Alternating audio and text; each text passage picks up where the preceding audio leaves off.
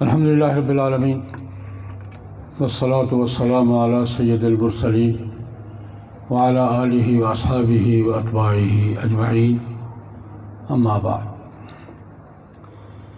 محترم جناب پرنسپل صاحب، اساتذہ گرامی، عزیز طلباء، بیٹوں اور بیٹیوں، میرے لیے یہ خوشی کی بات ہے کہ خانپور ڈگری کالج میں اپنے اساتذہ بھائیوں کے ساتھ اور اپنے بچوں اور بچیوں کے ساتھ اس محفل میں کچھ باتیں سننے کا اور کچھ عرض کرنے کا موقع مل رہا ہے۔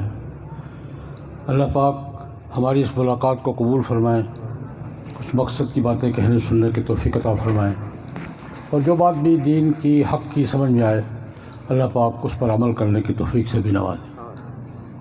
آج کی گفتگو کا عنوان بہت پیچیدہ بھی ہے، بہت نازک بھی، بہت وسیع بھی، بہت پہلودار بھی۔ اسلام کو درپیش تحدیات کہنے کو ایک جملہ ہے، لیکن اس کے دائرے تقسیم کریں اور دائروں کی پھر شاخیں آگے تقسیم کریں اور پھر گنیں تو میرے خیال میں مجھے 3 لیکچر ان گننے پر ہی لگ جائیں گے۔ اس لیے میں اس تفصیلات میں ہماری تحدیات فکری بھی ہیں، ثقافتی بھی ہیں۔ تحدیات چیلنجز کو کہتے ہیں، عربی میں تحدیات کہتے ہیں، انگلش میں چیلنجز کہتے ہیں۔ تو یہ چیلنجز ہمارے فکری بھی ہیں، ثقافتی بھی ہیں، سیاسی بھی ہیں، اور سائنسی بھی ہیں، علمی بھی ہیں، ہم نوع تحدیات ہیں۔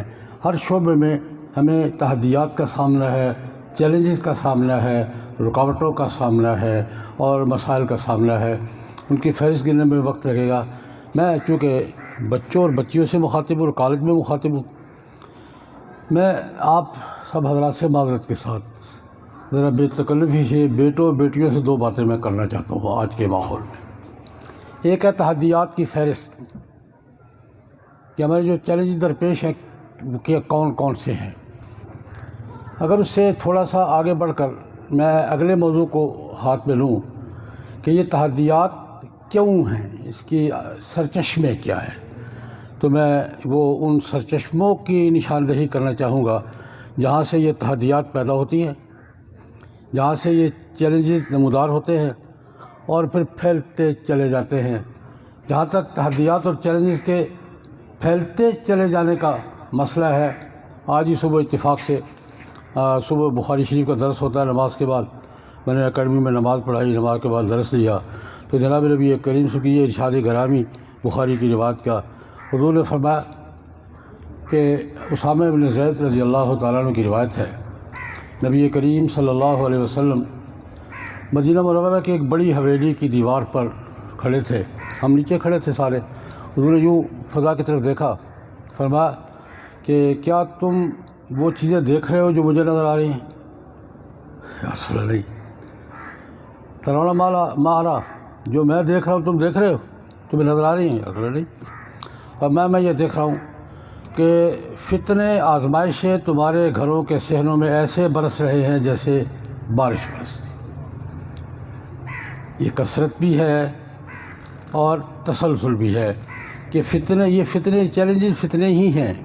یہ چیلنجز تمہیں ایسے پیش آئیں گے جیسے بارش برستی ہے، آپ نہ گن سکتے ہیں، نہ ترتیب قائم کر سکتے ہیں اور نہ روک سکتے ہیں۔ یہ ہمارا اس وقت صورتحال یہ ہے۔ تو میں یہ چاہوں گا کہ ہمیں فکری اور تہذیبی طور پر، باقی سائنسی موضوع میں بات ہو سکتی ہے، ہمیں کیا تحدیات ہیں، سیاسی موضوع پر بھی ہو سکتی ہے، لیکن فکری اور علمی اور تہذیبی طور پر ہمیں جو چیلنجز درپیش ہیں ان کی وجہ کیا ہے۔ 3 باتیں عرض کروں گا جو ہمارے چیلنجز کا باعث ہے اور ہمارے چیلنجز کا سرچشمہ ہے، جہاں سے یہ چیلنجز پھوٹتے ہیں۔ پہلی بات تو مجھے اس جسارت پہ معاف فرمائیں، ہماری بے خبری ہے۔ ہم دنیا کے ہر فن کے بارے میں بیسک ایجوکیشن حاصل کریں گے، دین کے بارے میں نہیں کریں گے۔ دین کے بارے میں ہماری معلومات کا دائرہ سطحی ہوگا، علم کا نہیں ہوگا، معلومات کا ہوگا۔ مجھے جسارت میں معاف فرمائیں۔ تعلیم حاصل کریں گے کرنی چاہیے، بیسک ایجوکیشن پہ بنیاد رکھوں گا۔ میں انجینئرنگ کی تعلیم حاصل کروں گا، فلسفے کی تعلیم حاصل کروں گا، جو اس کی بیسک ایجوکیشن ہے اس کے بغیر آگے نہیں بڑھوں گا۔ اور دین کے بارے میں میری معلومات کا ذریعہ سنی سنائی باتیں یا اخبارات کی یا رسالوں کی دیکھی بانی بات، یہ ایک فرق میں اپنے بیٹوں اور بیٹیوں کے ذہن میں ڈالنا چاہتا ہوں کہ ہمارا مزاج یہ بن گیا ہے کہ دنیا کے ہر فن کی تعلیم حاصل کریں گے تو پہلے بیسک ایجوکیشن حاصل کریں گے، اس کے بعد آگے بڑھیں گے۔ دین کے بارے میں مطالعہ اور سننا یہ ہماری بنیاد ہے۔ بیسک ایجوکیشن ہمارے پاس نہیں ہوتی اور ہم کنفیوژن کا شکار ہو جاتے ہیں۔ یہ کنفیوژن دین کے ساتھ نہیں ہے۔ میں آپ سے پوچھتا ہوں، آپ انجینئرنگ کی بیسک ایجوکیشن حاصل کیے بغیر مطالعے کی بنیاد پر انجینئر بننا چاہیں بن جائیں گے؟ وکالت کی قانون کی بیسک ایجوکیشن حاصل کیے بغیر مطالعے کی بنیاد پر، سوشل میڈیا کی بنیاد پر، اخبارات کی بنیاد پر وکیل بننا چاہیں بن جائیں گے؟ کسی بھی شعبے میں جو اس کی بیسک ایجوکیشن ہے اس کے بغیر میں وہ فن کا نسبت نہیں کر سکتا۔ دین ایک ایسی مظلوم شخصیت ہے کہ میں سنی سنائی باتوں پر، مطالعے کی باتوں پر، سطحی باتوں پر میرا علم کا مبلغ تو یہ ہوتا ہے اور میں ماسٹر بن جاتا ہوں کہ جیسے گویا میں نے اس پہ پی ایچ ڈی کر رکھی ہے، تبصرہ یوں کروں گا جیسے اسپیشلسٹ کرتا ہے۔ میری گستاخی معاف فرمائیں۔ بیسک ایجوکیشن کی طرف میری کوئی توجہ نہیں ہوگی، لیکن دین کے ہر مسئلے پہ ایسے تبصرہ کروں گا جیسے میں اسپیشلسٹ ہوں اور سب سے بڑا اسپیشلسٹ ہوں۔ یہ ہماری بے خبری ہے، اس کو بے خبری کہہ لیں یا بے خبری کی کوئی ایک قسم کہہ لیں۔ یہ ہماری بے خبری ان ساری غلط فہمیوں کی بنیاد ہے۔ جب تک ہم اس بارے میں وہ اصول نہیں اختیار کرتے جو باقی علوم کے بارے میں اختیار کرتے ہیں، جو سائنس کے بارے میں، انجینئرنگ کے بارے میں، فلسفے کے بارے میں، میڈیسن کے بارے میں جو اصول ہمارا جو طرز عمل باقی علوم کے بارے میں ہے، وہ طرز عمل ہم اسلام کے بارے میں، قرآن کے بارے میں، حدیث و سنت کے بارے میں اختیار نہیں کریں گے، ہماری یہ کنفیوژن بڑھتی رہے گی۔ بے خبری سے پیدا ہونے والی کنفیوژن بڑی خطرناک ہوتی ہے اور بڑی خوفناک ہوتی ہے۔ یہ ایک وجہ میں نے عرض کی ہے۔ دوسری بات، تھوڑی بہت جو معلومات ہم حاصل کرتے ہیں، ہمارے پاس جو تھوڑا بہت ذخیرہ ہوتا ہے وہ اوریجنل سورسز سے نہیں ہوتا بھائی۔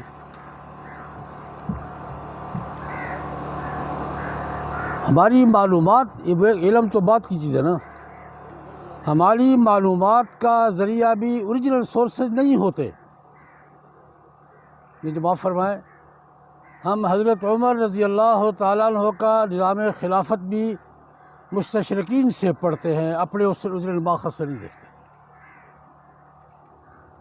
اسلام کے بارے میں ہمارے معلومات کا منبع مستشرقین ہیں،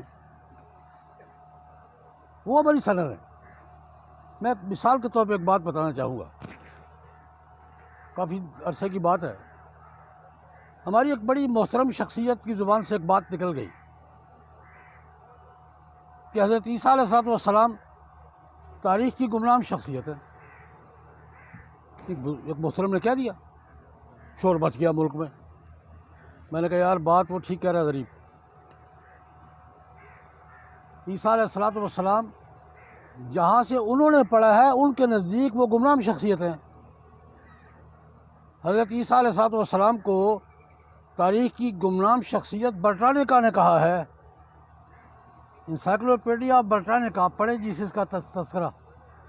انسائکلوپیڈیا آف برٹانیکا کہتا ہے کہ ہمارے پاس عیسیٰ علیہ السلام کے بارے میں 2-3 واقعات کے سوا کوئی مستند مواد نہیں ہے۔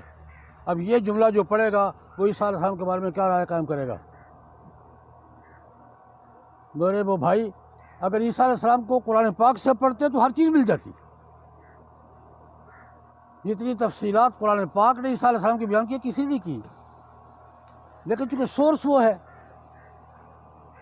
سورس برٹانیکا ہے، جو اس نے کہہ دیا وہ حرف آخر ہے، اب اس پہ نظر ثانی بھی نہیں ہو سکتی۔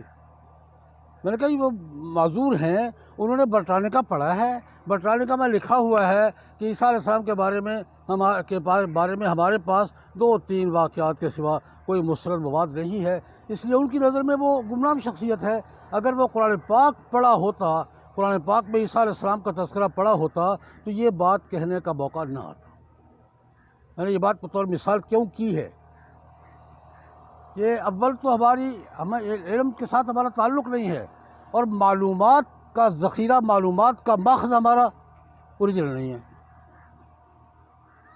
دین کے بارے میں معلومات کا ہمارا ذریعہ اوریجنل نہیں ہے۔ ایک اور مثال دوں گا۔ پنجاب یونیورسٹی میں ایک موقع پر ایک سیمینار میں میرے ایک بھائی، اللہ پاک انہیں سلامت رکھے، گفتگو فرما رہے تھے اسلامی تہذیب پر، اور وہ اسلامی تہذیب اور ثقافت کو بڑے خوبصورت انداز میں اس کی تعریف کر رہے تھے، بڑا اس کا اثرات دنیا پر بیان کر رہے تھے، لیکن عرب تہذیب کہہ کے، یہ عرب تہذیب تھی، عربوں نے ایک اچھا دور گزارا ہے اور دنیا پر اثر انداز ہوئے ہیں۔ گفتگو اچھی تھی، ٹائٹل غلط تھا۔ ان کا ساری گفتگو کا زور اس بات پر تھا کہ ایک عرب تہذیب بہت اچھی تہذیب تھی اپنے دور میں، وہ دنیا پہ اس نے اثرات چھوڑے، دنیا پہ غالب ہوئی۔ جب فارغ ہوئے تو میں نے کہا میرے بھائی، آپ نے اسلامی تہذیب پر بنیادی کتاب کون سی پڑھی ہے؟ کہتے ہٹی کی عرب الاسلام، فلپ کے ہٹی مستشرق ہے۔ میں نے کہا بھائی وہ تو یہی بتائے گا آپ کو، میں نے خود پڑھی ہے فلپ کے ہٹی کی عرب الاسلام، میں نے پڑھی ہے، اور اس پر میں نقد کیا تھا، میرا کس طرح مقالہ چھپا اس پر، کیسے کہا کیا گڑبڑ کی ہے۔ اس کی بنیادی بات یہ تھی، آپ بھی پڑھ لیں ہٹی کو، پھر پڑھ لیں آپ۔ ہٹی کا بنیادی فلسفہ یہ ہے کہ اسلام انسانیت کا مذہب نہیں، عربوں کا مذہب تھا۔ عرب تہذیب تھی، عربوں کا کلچر تھا جس کو عروج ملا، اور عربوں کے کلچر نے دنیا پہ غلبہ پا لیا۔ اس کا دور ختم ہوا تو اب کسی اور تہذیب کا دور ہے۔ یہ اس کے پیچھے یہ فلسفہ کار فرما ہے۔ عربوں کی تہذیب تھی، اچھی تہذیب تھی، ان کو غلبہ ملا، انہوں نے دنیا پہ اثرات قائم کیے، ان کا دور ختم ہو گیا ہے، اب کسی اور کلچر کی باری ہے، اب مغربی کلچر کی باری ہے۔ میں نے اس سے کہا میرے بھائی، آپ نے ہٹی کو پڑھا ہے اسلام کو سمجھنے کے لیے، تو ہٹی تو آپ کو یہی اسلام پڑھائے گا۔ میں نے کہا میں 67 میں اس پر نقد لکھا تھا، میں نے طالب علمی کے زمانے میں چھپا تھا۔ اسلام عرب کلچر کا نام نہیں ہے۔ جناب نبی کریم صلی اللہ علیہ وسلم نے سب سے پہلا خطاب جو پیغمبر کے طور پہ کیا تھا وہ کیا تھا؟ کہاں کیا تھا؟ صفا میں کھڑے ہو کر۔ کیا لفظ تھا؟ ایھا الناس۔ حضور کا مخاطب عرب نہیں تھے، ٹائٹل کیا تھا؟ ایھا الناس۔ حضور کا پہلا جملہ یہ ایھا الناس ہے۔ حضور کی دعوت کا، تعلیم کا سب سے پہلا جملہ کیا ہے؟ ایھا الناس۔ اور پھر اس سے 21 سال کے بعد مینا میں کھڑے ہو کر حجۃ الوداع میں حضور نے جو احکام و قواعد بیان کی، یا SOPs بیان کیے قوموں کے، وہ عرب قوم کے بیان کیے تھے یا بین الاقوامی بیان کیے تھے؟ لیکن آج ہمارے نوجوان بھی غلط فہمی کا شکار ہے، عرب تہذیب تھی جی۔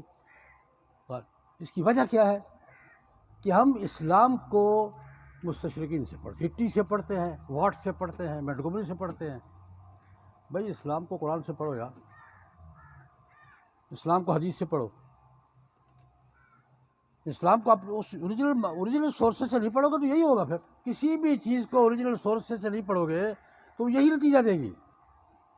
اسلام کے ساتھ مخصوص نہیں، کسی بھی چیز کے بارے میں آپ اگر اوریجنل سورسز نہیں دیکھیں گے تو آپ کو یہی نتیجہ ملے گا۔ جو ذہن آپ کے ذہن میں ڈالے گا لکھنے والا، وہی آپ کے ذہن بن جائے گا، وہی آپ کا فکر بنے گا۔ اس پر میں ایک حوالہ دینا چاہوں گا۔ شہزادہ چارلس کا نام آپ نے سن رکھا ہوگا، برطانیہ کا ولی عہد ہے۔ بادشاہت تو غریب کو نہیں ملے گی، لیکن بہرحال دنیا کے بڑے دانشوروں میں کوئی شک نہیں۔ شہزادہ چارلس کے 8 لیکچر بہت مشہور ہیں جو اس نے آکسفورڈ میں دیے تھے۔ نیٹ پہ موجود ہے، چارلس کے آپ جائیں گے ویب سائٹ پہ تو آپ مل جائے گا. بہت تاریخی لیکچر ہیں، دنیا کے بڑے مفکرین میں سے، دانشوروں میں سے. میں اس کا ایک حوالہ دینا چاہوں گا جو اس نے ایک لیکچر میں کہا. میں نے چھاپا ہے وہ لیکچر، اب چاہیں گے تو میں مہیا کر دوں گا. وہ لیکچر میں نے خود اپنے پرچے میں چھاپا ہے چارلس کا. اس کا ایک حصہ نقل کرتا ہوں اپنی بات کے وضاحت کے طور پر. اس نے کہا، چارلس نے آکسفورڈ میں لیکچر دیا. اس نے کہا دیکھو یار، اپنے دانشوروں سے، سب اس کے دانشور سامنے بیٹھ رہے. اس نے کہا میں آپ کو ایک مشورہ دیتا ہوں. موجودہ سسٹم تہذیبی بھی معاشی بھی اب اس بحرال کی طرف، زوال کی طرف جا رہا ہے. اس نے ختم ہونا ہے. آلٹرنیٹو تلاش کرو، متبادل ڈھونڈو، پہلی بات یہ. اور یہ آلٹرنیٹو تلاش کرنے کے لیے موجودہ سسٹم تہذیبی، ثقافتی، سیاسی، معاشی، پورے سسٹم اور پورے نیٹ ورک کا متبادل تلاش کرنے کے لیے 3 بین الاقوامی کانفرنسیں تو میں دیکھ چکا ہوں، ہو رہی ہیں. متبادل کیا ہوگا بھائی، آلٹرنیٹو کیا ہوگا، اس کی جگہ کون لے گا. اسی پر چارلس نے گفتگو کی. اس نے کہا میں دانشوروں سے کہتا ہوں کہ آلٹرنیٹو تلاش کرو، یہ نظام زیادہ دیر چلنے والا نہیں ہے.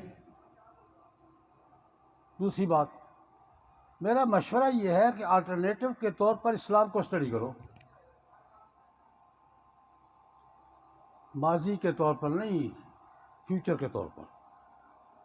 چارلس کی بات پورے ذمہ داری کے ساتھ نقل کرا. وہ آپ چاہیں گے تو حوالہ بھی دوں گا، لیکچر بھی پورا مہیا کر دوں گا.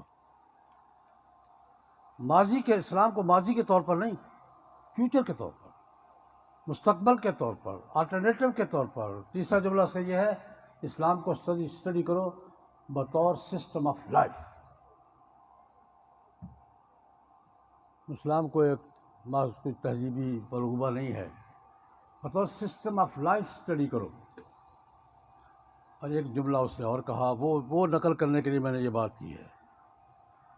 اس نے کہا میں اپنے دانشوروں سے کہوں گا اسلام کو اسٹڈی کرتے ہوئے 2 باتیں بھول جائیں. ہمارے بڑے ہمیں اسلام کے بارے میں کیا بتاتے چلے آ رہے ہیں، بھول جائیں. چارلس کی بات نقل کر رہا ہوں. ہمارے بڑے اب تک اسلام کے بارے میں ہمیں کیا بتاتے چلے آ رہے ہیں، بھول جائیں. اس وقت مسلمان کیا دکھائی دے رہے ہیں، بھول جائیں. آنکھیں بند کر لیں، اس وقت مسلمان کیا دکھائی دے رہے ہیں. اسلام کو اسٹڈی کرو اوریجنل سورس سے. یہ اس لفظ کو نقل کرنے کے لیے میں نے بات کی ہے. چارلس اپنے دانشور کے اسلام کو اسٹڈی کرو بطور آلٹرنیٹو کے اور بطور مستقبل کے نظام کے اسٹڈی کرو، اور جو مسلمان نظر بھول جاؤ اس کو کہ مسلمان کیا دکھائی دے رہے ہیں، اوریجنل سورسز سے. اور اوریجنل سورسز سے ایک کا اس نے حوالہ دیا. اس نے کہا اسلام کو دیکھنا تو اسپین سے سیکھو. اسلام اندلس ایک ماخذ، اوریجنل سورس وہ ہے. جب اندلس میں بیٹھ کر مسلمان نے ہمیں تہذیب سکھائی، وہ کہتا ہے ہیومن رائٹس، آزادی رائے، حقوق، یہ ہمیں اسپین میں بیٹھ کر مسلمانوں نے سکھائے تھے. وہاں سے اسٹڈی کرو اسلام کو. اور یورپ سارا اسلام کو اسٹڈی کرتا رہا ہے، اسپین میں بیٹھ کے کرتا رہا ہے. ہماری بدقسمتی کہ ہم میدان چھڑ گئے. بنیادیں ہم نے بڑھائی، عمارت دوسروں نے کھڑی کر لی. یہ ہماری ایک بدقسمتی کا الگ موضوع ہے. لیکن میں نے بچیوں سے کہہ رہا ہوں، پہلی بات بے خبری. ہمارے تمام تر کرائسس، تمام تر کنفیوژنز، تمام تر چیلنجز، ان کا سرچشمہ ہماری بے خبری ہے. اور دوسرے نمبر پر جو ہمارے پاس تھوڑی بہت معلومات ہوتی ہے وہ اوریجنل سورس سے نہیں ہوتی. ہم حضرت عمر کو براہ راست نہیں پڑھتے. حضرت عمر اردو میں مل جائے، اردو پڑھنا تو ہماری توہین ہے. ہم حضرت صدیق اکبر کو براہ راست اوریجنل عربی تو آتی نہیں ہے، اردو ہماری توہین ہے پڑھنا، ہمارے اسٹیٹس کے خلاف ہے. ہم حضرت عمر کو بھی پڑھیں گے تو وائٹ سے پوچھیں گے، مینٹگومری سے پوچھیں گے، اور برٹرن رسل سے پوچھیں گے جناب حضرت عمر کیا تھے، حضرت علی کون تھے، ان سے پوچھیں گے. ہماری اسٹڈی اوریجنل نہیں ہوتی، اوریجنل سورسز سے نہیں ہوتی. میری دوسری گزارش یہ ہے کہ اپنی بے خبری کو دور کریں، اوریجنل سورسز تک رسائی حاصل کریں. جب تک اوریجنل سورسز تک رسائی حاصل نہیں کریں گے آپ کو کسی چیز کے بارے میں آپ کی رائے صحیح قائم نہیں ہوگی. اور تیسری اور آخری بات یاد کروں گا، یہ جو ہماری کنفیوژن کے چشمے ہیں، ہم اپنے ماضی سے کٹے ہوئے، ہمیں نام یاد ہیں، کسی کی خدمات یاد نہیں. میں دوسری لائن کی بات نہیں کروں، آپ کی اپنی لائن کی بات کروں گا. سر سید کا نام ہم لیتے بھی ہیں، پڑھتے بھی ہیں، سنتے بھی ہیں. سر سید کی کسی نے لائف پڑھی ہے یا اس کی جد و جہد پڑھی ہے، مطالعہ کیا ہے؟ سر سید کو، حالی کو، نواب بہادر شاہ جنگ کو، اقبال کا ہم نام لیتے ہیں، اقبال پڑھا بھی ہے. یار اقبال کو پڑھ ہی لو. اقبال کہتا کیا ہے؟ ہماری یہی محمد علی جوہر کا نام لیتے ہیں ہم، بڑا آدمی ہے، میں خود ان کے عقیدت مندوں میں ہوں. سر سید کا ایک کردار ہے پورا. میں بالکل سر صدر کے ساتھ کہتا ہوں، بر صغیر میں 1857 کے بعد مسلمانوں کو اپنے پاؤں پر کھڑا کرنے میں جتنے بھی کھڑے ہیں، سر سید کا بہت بڑا کردار ہے. آپ اس کردار کو نظر انداز نہیں کر سکتے. لیکن پڑھے تو صحیح. ابھی پچھلے دن میرے بھائی بھی بات کر رہے تھے، یہ جو مظاہرے ہوئے ہیں، میں نے کہا یار سر سید سے پوچھو وہ کیا کہتا ہے. مولوی کا نام لوں گا تو آپ کو پریشانی ہوگی، یار مولوی صاحب تو یہی کہیں گے. سر سید مسلم تہذیب کے تحفظ کی بات سب سے پہلے یہاں 1857 میں کس نے کی ہے؟ سر سید نے تہذیب کی لڑائی لڑی ہے میرے بھائی. عقیدے کی لڑائی ہم مولوی لڑتے رہے ہیں، عقیدے کی لڑائی ہم مولوی لڑتے رہے ہیں، الحمدللہ ٹھیک ہے، مجھے کوئی اس میں شرمندگی نہیں ہے. لیکن تہذیب کی لڑائی، کلچر کی لڑائی، مسلم ثقافت کی لڑائی سر سید نے لڑی ہے، حالی نے لڑی ہے، نواب بہادر شاہ جنگ نے لڑی ہے، محمد علی جوہر نے لڑی ہے، شوکت علی نے لڑی ہے. سب علی گڑھ کے لوگ ہیں، ان کو تو پڑھ لو. ہم اپنے ماضی سے بالکل لا تعلق ہیں. میں اپنے بچوں اور بچیوں سے کہوں گا، چلو ماضی ہے بھائی تو بہت دور کی بات ہے، اپنے پچھلے 100 سال کا ماضی تو پڑھ لیں. ہمارے ماضی کے بزرگوں میں، پچھلے 150 سال کے بزرگوں میں کس کس نے کیا کردار. آپ سر سید کو، حالی کو، جوہر کو، اقبال کو، قائد اعظم کو صحیح معنوں میں پڑھ لیں گے، مجھ سے آگے کھڑے ہوں گے آپ اس تہذیب کے تحفظ کے. تو میں نے گستاخیاں کی ہیں. 3 باتیں میں نے چیلنجز کی فہرست نہیں بیان، کسی وقت آپ موقع دیں گے تو وہ بھی بیان کر دوں گا. لیکن چیلنجز کہاں سے پیدا ہوتے ہیں، کنفیوژن کہاں سے ابھرتی ہے، میں نے 3 اسباب ذکر کیے ہیں. بے خبری، اور جو تھوڑی بہت خبر ہے وہ اوریجنل سورسز سے نہیں. اور تیسری بات، ہم اپنے ماضی قریب سے لا تعلق ہیں، ماضی بھائی تو بہت دور کی بات ہے. میں اپنے بیٹوں بیٹیوں سے بڑی ادب کے ساتھ عرض کروں گا، یہ ہمیں اپنے خلا پر کرنے چاہیے. میں خامی نہیں کہتا، خلا کہتا ہوں. آپ کا قصور نہیں اس لیے خامی نہیں کہتا، ہمارے سسٹم کا قصور ہے. یہ خلا ہے یا نہیں ہے، اس خلا کو پر کریں گے انشاءاللہ العزیز. آپ قیادت کریں گے امت کی، آپ قیادت کریں گے قوم کی. لیکن قیادت کے پیچھے فکری بنیادیں، تہذیبی بنیادیں نہ ہوں تو قیادت کھوکھلی ہوتی ہے. آپ کو مستحکم قیادت فراہم کرنی ہے، فکر کی بنیاد پر، علم کی بنیاد پر، اور تہذیب کی بنیاد پر، اور اس کے باخبر ہو کر اور حالات سے واقف ہو کر آپ نے امت کی قیادت کرنی ہے. آپ، ہماری قیادت آپ ہیں، ہم تو جانے والے ہیں، پتہ نہیں آج ہے کل ہے کہ نہیں ہے. ہماری قیادت آپ ہیں. اپنے آپ کو مستقبل کی قیادت کے لیے تیار کریں، اور علم اور فکر کی بنیاد پر، آگاہی کی بنیاد پر تیار کریں. اللہ پاک آپ کا مستقبل روشن کرے، اور آپ کے ذریعے ہمارا مستقبل اللہ پاک روشن کرے. اسی پر اکتفا کرتا ہوں.